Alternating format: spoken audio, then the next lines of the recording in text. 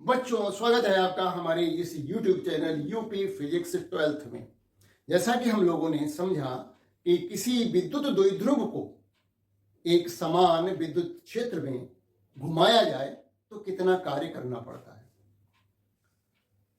इसका फार्मूला हम लोगों ने निकालना सीख लिया है। अब हम ये जानेंगे कि यदि कोई विद्युत द्विध्रुव एक समान विद्युत क्षेत्र में रखा जाए तो उसकी स्थितिज ऊर्जा क्या होगी। हालांकि हम लोग स्थितिज ऊर्जा के बारे में पढ़ चुके हैं। वो जो स्थितिज ऊर्जा थी वो आवेशों के निकाय की स्थितिज ऊर्जा थी। हालांकि विद्युत द्विध्रुव भी दो समान आवेशों का एक निकाय ही है, लेकिन यहां पर दोनों जो आवेश हैं वो एक निश्चित दूरी पर बने रहते हैं, आपस में दूरी इनकी नहीं बदलती है। तो स्थितिज ऊर्जा हमेशा इसी कॉन्सेप्ट पे निकाली जाती है कि कोई निकाय है, उसकी किसी विशेष परिस्थिति में स्थितिज ऊर्जा हम शून्य मान लेते हैं, और यदि वस्तु को या निकाय को उस शून्य ऊर्जा स्थिति से किसी दूसरी स्थिति में ले जाया जाता है तो कितना कार्य होता है। जितना कार्य होगा वही उस निकाय या उस वस्तु की स्थितिज ऊर्जा हो जाती है। जैसा कि जमीन पे कोई वस्तु पड़ी हुई होती है तो हम उसकी स्थितिज ऊर्जा वहां पर शून्य मानते हैं। अब यदि इसी वस्तु को h ऊंचाई पर रख देते हैं तो उसकी स्थितिज ऊर्जा mgh हो जाती है ना।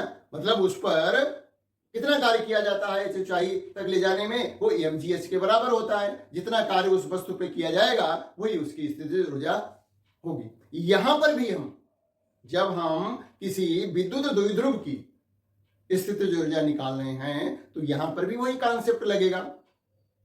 हम मानेंगे कि हमारा जो विद्युत द्विध्रुव है जब एक समान विद्युत क्षेत्र के लंबवत रखा हुआ है, उस स्थिति में उसकी स्थितिज ऊर्जा शून्य होगी। अब यदि इस विद्युत द्विध्रुव को इस शून्य ऊर्जा स्थिति से किसी दूसरे स्थिति में शिफ्ट कर दिया जाए, घुमा दिया जाए, तो कितना कार्य होगा। जितना कार्य होगा वही उस विद्युत द्विध्रुव की स्थितिज ऊर्जा होगी। यह समझने के बाद हम कुछ बेसिक न्यूमेरिकल भी समझेंगे और फिर हम अगले वीडियो में आगे बढ़ेंगे। तो आइए समझते हैं कि किस तरह से एक विद्युत द्विध्रुव की स्थितिज ऊर्जा का फार्मूला निकालते हैं और उसकी क्या विशेष परिस्थितियां होंगी। तो हम यहां पर मान लेते हैं, चित्र कोई बनाने की जरूरत नहीं है इसमें, परीक्षा में इंपॉर्टेंट तो है ही, और इसके अलावा भी अलग से प्रश्न पूछे जाते हैं, उनको भी कवर करेंगे हम। तो यहां मान लेते हैं कि माना एक विद्युत द्विध्रुव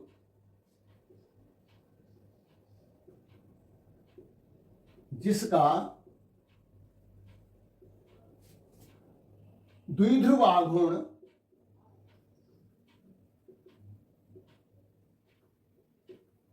P है, इसे विद्युत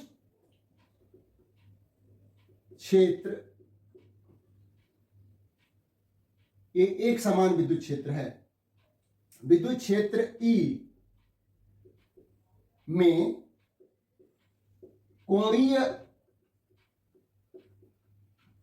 स्थिति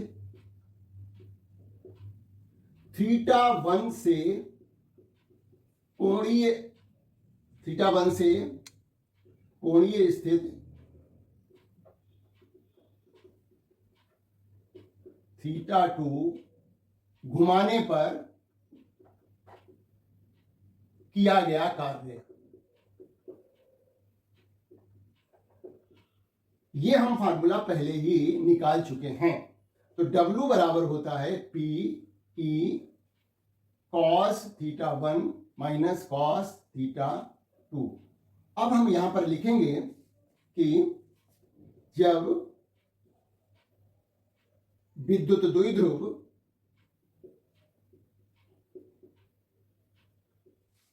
विद्युत क्षेत्र के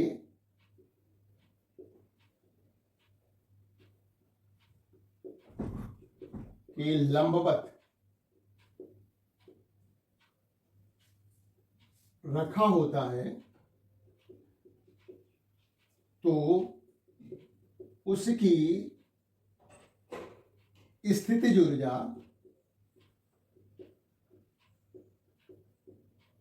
शून्य ली जाती है। एक तो ये फैक्ट हो गया। अतः द्विध्रुव को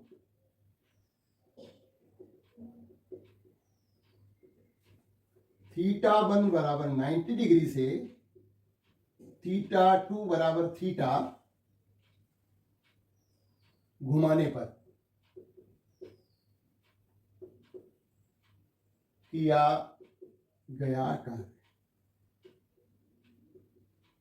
देखिए ये सेंटेंस सही बन रहा है कि नहीं। अतः द्विध्रुव को θ1 = 90 डिग्री, θ1 बराबर 90 डिग्री पर रखा हुआ था और उसको θ2 बराबर थीटा डिग्री घुमाने पर किया गया कार्य। हम इस सूत्र में θ1 की जगह पर 90 डिग्री और θ2 की जगह थीटा रख देंगे।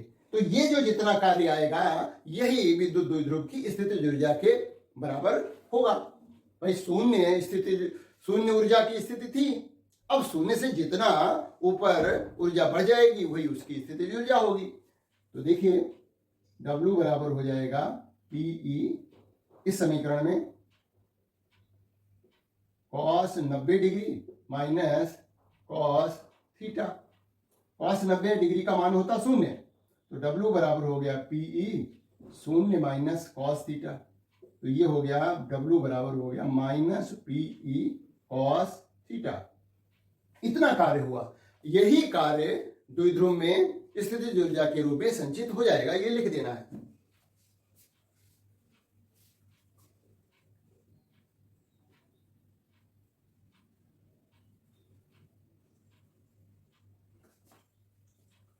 यही कार्य द्विध्रुव में स्थितिज ऊर्जा के रूप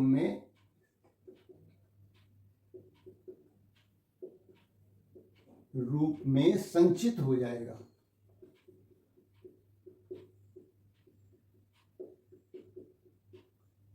तो स्थितिज ऊर्जा बराबर स्थितिज ऊर्जा U बराबर हो जाएगी माइनस PE cos थीटा। ये फार्मूला हमें याद रखना है। अब हम विशेष परिस्थितियों की बात करेंगे कि किस किस स्थिति में इस द्विध्रुव की ऊर्जा क्या हो सकती है। विशेष परिस्थितियां,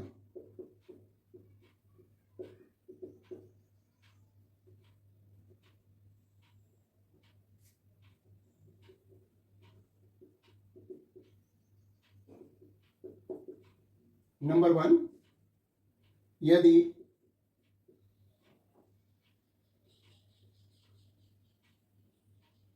थीटा बराबर 0 डिग्री है तो स्थितिज ऊर्जा कितनी हो जाएगी? स्थितिज ऊर्जा U बराबर हो जाएगी minus PE cos 0 degree. 0 degree का मान 1, तो U बराबर हो गया माइनस PE, जो कि एक न्यूनतम ऊर्जा आई। अब जब कोई भी निकाय न्यूनतम ऊर्जा की स्थिति में होता है तो वो उसकी स्थायी साम्यावस्था कहलाती है। यह भी एक तरीका है स्थायी साम्यावस्था या अस्थायी साम्यावस्था देखने का। एक तो हम इससे पहले बता चुके हैं, वो था बलाघूर्ण के आधार पर, है ना, और लगने वाले बलों के आधार पर किसी निकाय की स्थिति, किसी निकाय की साम्यावस्था को चेक करना। अब यदि कोई निकाय न्यूनतम ऊर्जा की स्थिति में हो तो उसे भी हम उस निकाय की स्थायी साम्यावस्था कहते हैं। अतः यह द्विध्रुव की स्थायी साम्यावस्था है।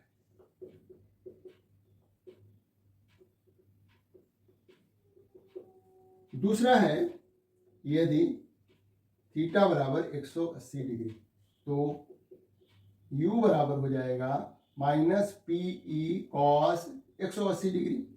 तो U बराबर हो गया माइनस PE cos 180 डिग्री का मान होता है -1, तो ये हो गया हमारा u बराबर हो गया -1 और ये माइनस, तो हो गया Pe, धनात्मक मान आ गया। ये मान जो आया है वो अधिकतम आया है, अधिकतम ऊर्जा की स्थिति है ये। अतः यह द्विध्रुव की अस्थायी साम्यावस्था है।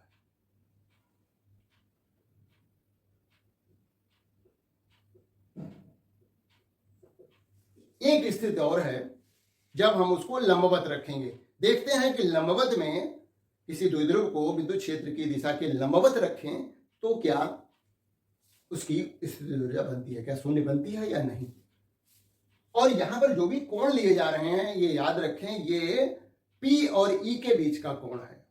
P क्या है? विद्युत द्विध्रुव आघूर्ण है जिसकी दिशा हमेशा ऋणात्मक आवेश से धनात्मक आवेश की तरफ ली जाती है किसी भी विद्युत द्विध्रुव में। किसी विद्युत द्विध्रुव के ऋण आवेश से धनावेश की तरफ P की दिशा होती है और E की दिशा तो हम उसी के हिसाब से देख लेते हैं। अब तीसरी स्थिति है थीटा बराबर 90 डिग्री, तो U बराबर हो जाएगा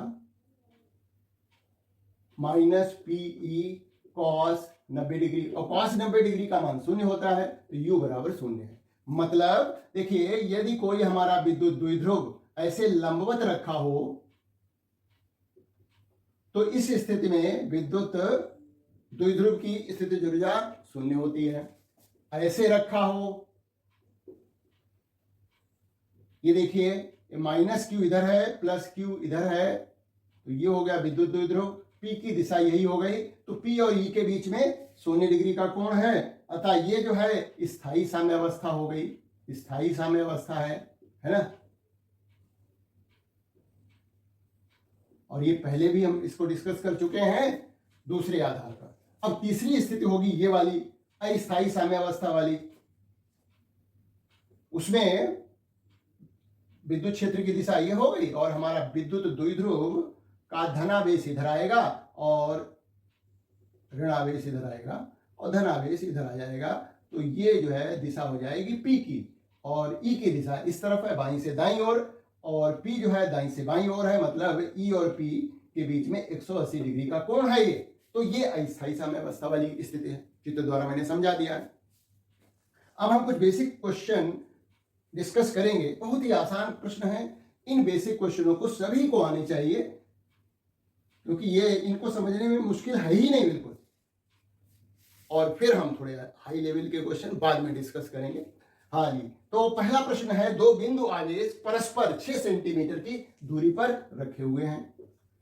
ये बिंदु आवेश है और 6 सेंटीमीटर की दूरी पर हैं। ये इनके प्रत्येक का मान, दोनों का मान 6 माइक्रोकूलम है, म्यूसी लिखा हुआ है। ये भी 6 माइक्रोकूलम है, ये भी 6 माइक्रोकूलम है। ये प्रारंभिक स्थिति है और ये 6 सेंटीमीटर की दूरी पर भी रखे हुए हैं। अब यदि कहा जा रहा है इन आवेशों के बीच की दूरी 3 सेंटीमीटर कर दी जाए तो आवेशों के निकाय की स्थितिज ऊर्जा में क्या परिवर्तन होगा। अब क्या किया जाए कि इन आवेशों के बीच की दूरी की घटाकर के 3 सेंटीमीटर कर दी जाए। ये दोनों आवेश समान आवेश हैं और दूरी घटाई जा रही है। जैसा कि मैं पहले ही बता चुका हूं, यदि किन्हीं दो समान आवेशों के बीच की दूरी को घटाया जाता है तो उनकी स्थितिज ऊर्जा बढ़ती है, क्योंकि प्रतिकर्षण के विरुद्ध कार्य किया जाता है और वही कार्य निकाय में इस स्थितिज ऊर्जा के रूप में संचित हो जाता है।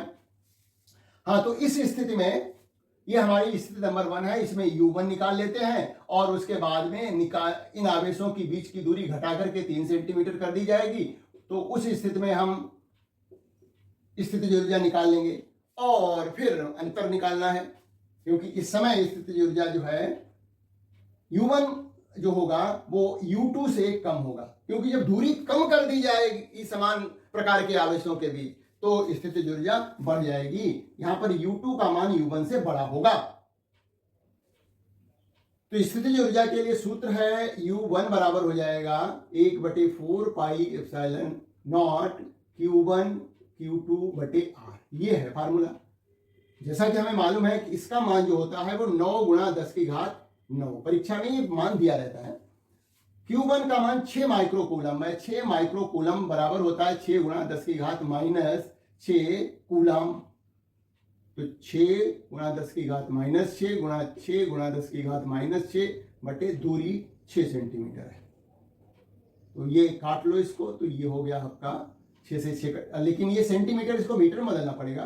10 की घात माइनस 2, सेंटीमीटर को मीटर में बदल दिया, 100 से भाग दे दिया, यानी गुणा कर दिया 10 की घात माइनस 10 2 से। अब गुणा कर दीजिए इसको, तो 6 नेम 54 हो गए, और गुणा 10 की घात 9 ये है, और माइनस 6 ये माइनस 12 हो गई, और 2 घात नीचे से ऊपर पहुंच जाएगी, तो ये धनात्मक हो जाएगी।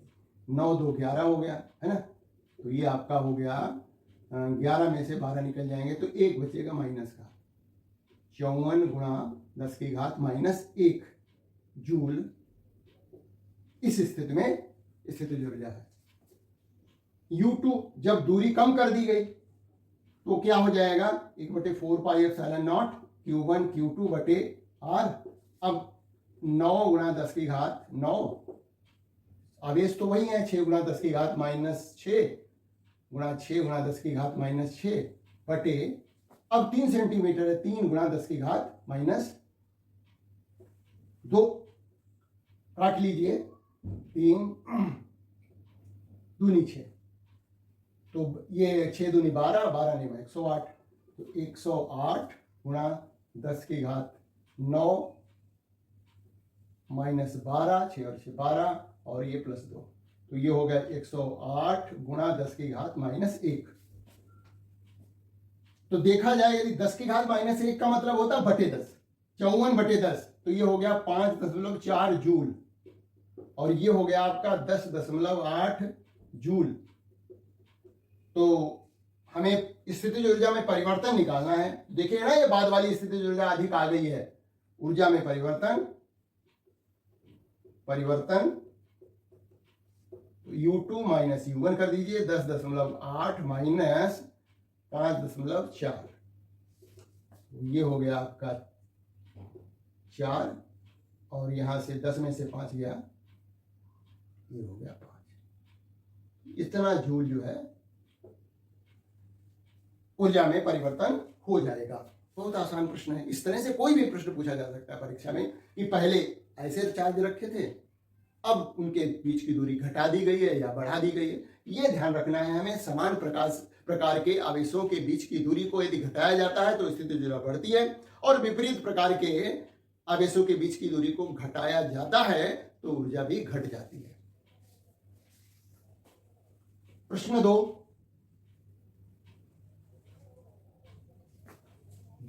आवेश हैं इसमें। देखिए, 2 आवेश प्लस माइनस 2 माइक्रोकूलम परस्पर 2 गुणा 10 की घात माइनस 3 मीटर की दूरी पर रखे हुए हैं, की दूरी पर स्थित है। यह निकाय 3 गुणा 10 की घात 5 वोल्ट पर मीटर के समरूप विद्युत क्षेत्र में रखा है। तो निम्न का मान ज्ञात करिए। यानी Q1 Q2 का मान, Q1 बराबर Q2 बराबर है 2 गुणा 10 की घात, हम देखिए माइक्रोकूलम है, इसको लिख दिया 2 माइक्रोकूलम, इसको लिख दीजिए 2 गुणा 10 की घात माइनस 6 कूलम।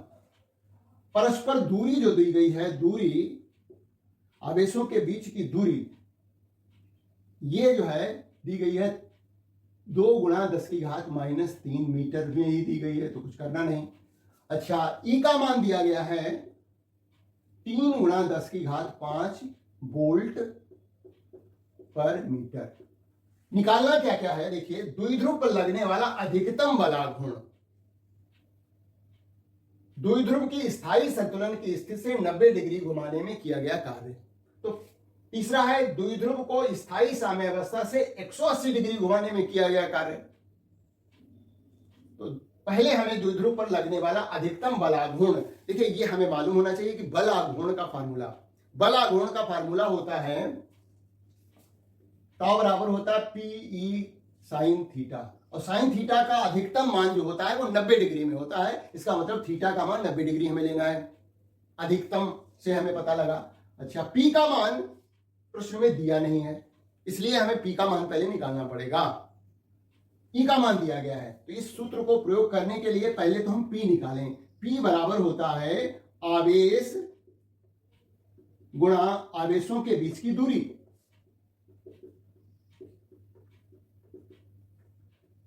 ठीक है, वैसे तो P का फार्मूला है P बराबर Q इंटू 2a। 2a जो होती है वो आवेशों के बीच की दूरी है।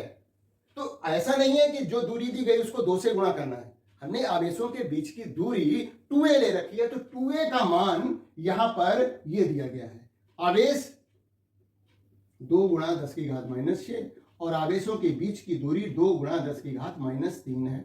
तो इस तरह से 4 गुणा 10 की घात -9 हो गई। ये हो गया हमारा P का मान। ठीक है, अब हमें पहला पार्ट कर सकते हैं। द्विध्रुव आघूर्ण टॉ बराबर हो गया PE साइन थीटा। P का मान 4 गुणा 10 की घात -9, E का मान दिया गया है 3 गुणा 10 की घात 5 और साइन 90 डिग्री हो जाएगा अधिकतम के लिए। ये अधिकतम हमें निकालना है प्रश्नानुसार, इसलिए तो ये हो गया आपका, ये तो 1 हो जाएगा है ना, तो 4 तिया 12 हो गया आपका 12 और 9 में से 5 निकल जाएंगे तो 10 की घात -4 है। और इसका फार्मूला मालूम होना चाहिए, वो होता है न्यूटन मीटर, है ना। बल आघूर्ण का भाई बल गुणा बलों के क्रिया रेखाओं के बीच की दूरी, तो न्यूटन मीटर हो गया इसका मात्रक। तीसरा, इसका दूसरा पार्ट है द्विध्रुव को स्थायी साम्यावस्था से 90 डिग्री घुमाने पर, तो हमें कार्य वाला फार्मूला लगाना पड़ेगा। W बराबर होता है PE cos theta 1 minus cos theta 2। अब यहां पर P का मान हमें मालूम है 4 गुणा 10 की घात -9, 3 गुणा 10 की घात 5 और cos थीटा 1 स्थायी साम्यावस्था। इसका मतलब आपको मालूम होना चाहिए, स्थायी साम्यावस्था का मतलब थीटा का मान 0 डिग्री, 0 डिग्री माइनस 90 डिग्री है, 90 डिग्री। cos 90 डिग्री का मान 0 और cos 0 का मान 1 होता है, तो ये तो हो गया 0, ये हो गया 1, तो यही मान हमें प्राप्त हो जाएगा। बस इसकी गुणा कर लेनी है हमें, तो गुणा करने से हमें क्या मिलेगा, देखिए 12 हो गया गुणा 10 की घात -4 जूल। इतना कार्य होगा, 4 तिया 12 और 9 में से 5 जाएगा 4 बचेगा, इतने जूल कार्य होगा। ये जूल में लिखा जाएगा, जबकि ये जो है न्यूटन मीटर में लिखा गया है। ठीक है, तीसरा पार्ट है, फार्मूला यही लगना है। सी पार्ट है स्थायी साम्यावस्था से, मतलब थीटा 1 बराबर 0 डिग्री है और थीटा 2 बराबर है 180 डिग्री। किया गया कार्य W बराबर होता है PE cos theta 1 minus cos theta 2।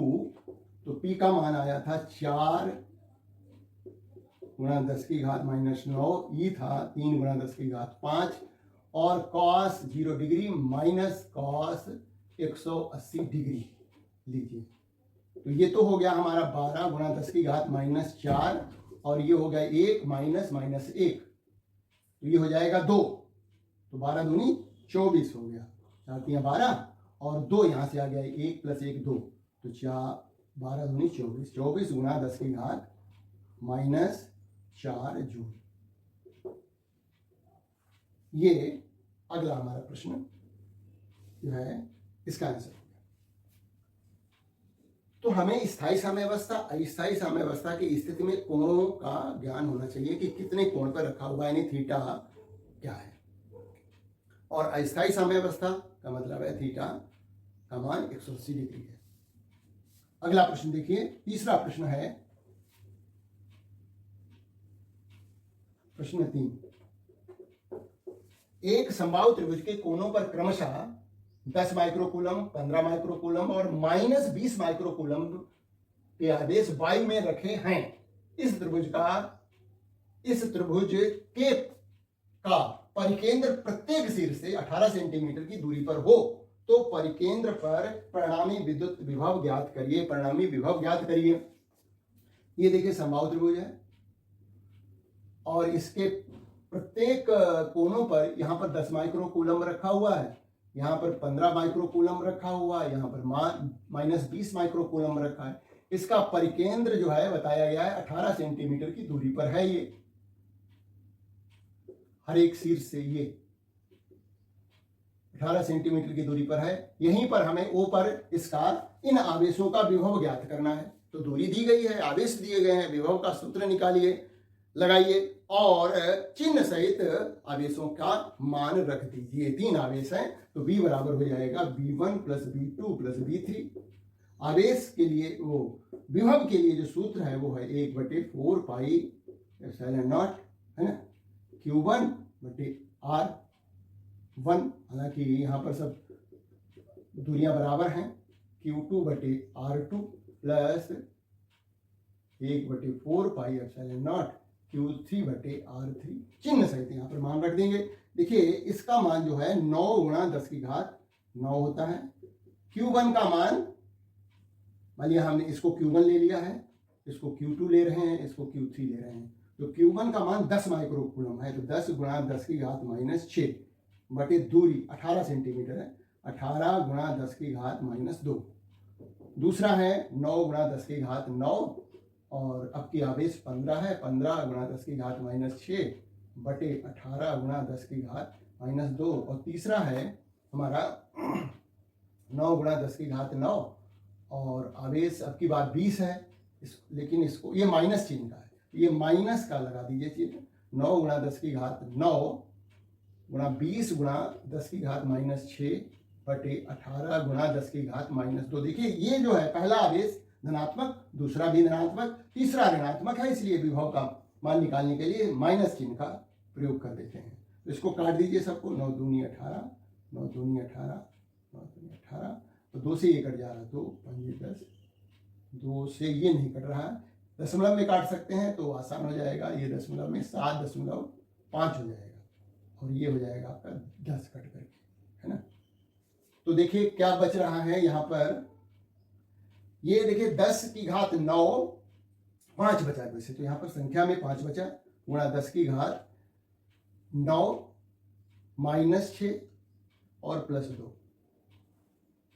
Plus, आगे देखिए यहाँ पर 7.5 बच रहा है और घात 10 की वही आएगी, प्लस की 9 माइनस की 6 और प्लस की 2। और तीसरा है माइनस चिन्ह के साथ, ये आएगा 10 गुणा 10 की घात 9 -6 + 2। तो ये हुआ 5 गुणा 10 की घात 9 और 2, 11 में से 6 गए 5, माइनस का 5 सब जगह आ जाएगा। 7.5 गुणा 10 की घात -5 प्लस का 5, देखिए 9 2 11 प्लस का 5 और माइनस 10 गुणा 10 की घात 5। बस 10 की घात 5 कॉमन ले लीजिए तो उत्तर आ जाएगा आपका। देखिए यहाँ बचेगा 5 प्लस 7.5 माइनस 10 और ब्रैकेट के बाहर 10 की घात 5। तो ये दोनों जुड़ जाएंगे, 7 5 12, 5 माइनस 10 गुणा 10 की घात 5, तो ये 2.5 गुणा 10 की घात 5 है। और हमें क्या निकालना है, विभव का मान निकालना है। तो विभव जो है का मान जो होता है वोल्ट में होता है, ये आ गया 2.5 गुणा 10 की घात 5 वोल्ट जो है विभव का मान हो गया। अगला प्रश्न, चौथा प्रश्न देखें। लग रहा होगा कि बहुत ही आसान प्रश्न है और परीक्षा में यूपी बोर्ड में तो ऐसे ही प्रश्न पूछे जाते हैं, ऐसा कुछ नहीं कि कोई मुश्किल प्रश्न पूछे जाते हैं। प्रश्न 4 देखिए, ये बिल्कुल बेसिक जो है डेफिनेशन, परिभाषा पर आधारित प्रश्न है। देखिए 2.4 गुणा 10 की घात -7 आवेश कूलम्ब आवेश को अनंत से किसी बिंदु तक लाने में 3.6 गुणा 10 की घात -5 जूल कार्य करना पड़ता है, तो उस बिंदु पर विभव ज्ञात करो। तो विभव बराबर होता है W/Q। तो कितना कार्य करना पड़ा, वो है 3.6 गुणा 10 की घात -5। आवेश कितना लाया गया, 2.4 गुणा 10 की घात -7। तो ये दशमलव तो हट ही गया, 12 या 36, 12 दूनी 24, भाग दे दीजिए तो 1.5 गुणा 10 की घात -5 में और -5 + 7, तो 1.5 गुणा 10 की घात 2 वोल्ट विभव का मान आ गया।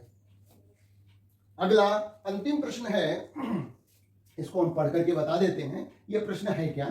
5वां प्रश्न, हो सकता है कि ये न दिख रहा हो। प्रश्न 5,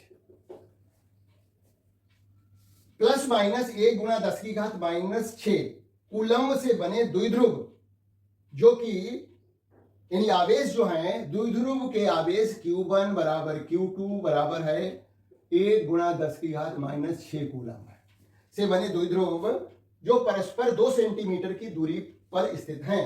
द्विध्रुव की स्थायी संतुलन की अवस्था में स्थितिज ऊर्जा का मान ज्ञात करो यदि E बराबर दिया गया है। E का मतलब विद्युत क्षेत्र, जिस विद्युत क्षेत्र में ये विद्युत द्विध्रुव रखा हुआ है, विद्युत द्विध्रुव के आवेश दिए गए हैं 1 गुणा 10 की घात -6, आवेशों के बीच की दूरी जो है वो दी गई है 2 सेंटीमीटर है, 2 गुणा 10 की घात -2 मीटर हो गई, सेंटीमीटर को मीटर में बदल दिया। और इसको विद्युत क्षेत्र की तीव्रता जिसमें रखा गया है वो 2 गुणा 10 की घात -6 वोल्ट पर मीटर की विद्युत क्षेत्र की तीव्रता में रखा जा रहा है। अब हमसे पूछा जा रहा है कि इसकी स्थितिज ऊर्जा ज्ञात करनी है संतुलन की अवस्था में, स्थायी संतुलन की अवस्था में स्थितिज ऊर्जा, स्थायी संतुलन की अवस्था में स्थितिज ऊर्जा हमें निकालनी है, ये प्रश्न है।